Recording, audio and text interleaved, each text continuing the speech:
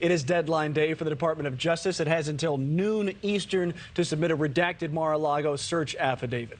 And there have been a lot of twists and turns in this story. We have Mark Reichel, attorney and former federal public defender, joining me right now. You say the investigation into the former president is the most unique in U.S. history. Why? Absolutely. Well, it goes back to the founding of the country, and actually something that makes America so really unique is federalism. We actually designed this to have a small federal government and have the states control most of what goes on within their borders because it's a diverse nation and very big.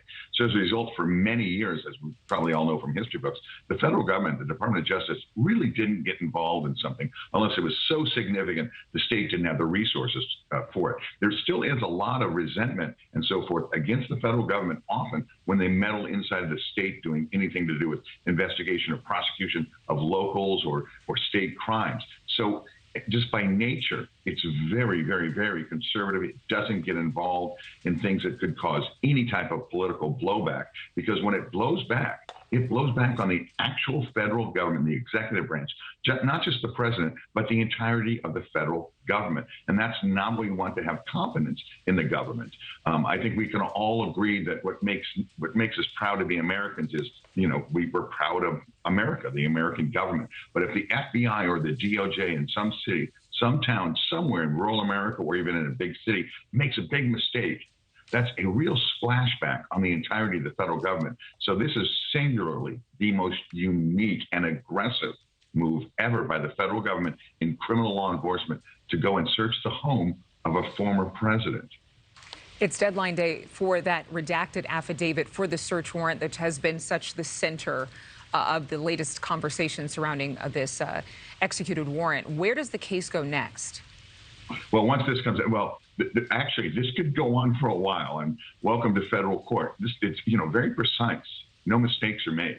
So once this redaction is issued, the Department of Justice could say they don't agree with the judge allowing this much to come out and could appeal that to a higher court. As well, the news media, which is seeking this affidavit, could say that's not enough. We're not satisfied. They can appeal it to a higher court. They'll obviously take it with all deliberate speed because of the immense national interest. However, it's still going to take a while. This could be several months, or everyone could say we're fine with what came out. Let's take a look at it. Let's get it out and deal with it and look at what the next step is.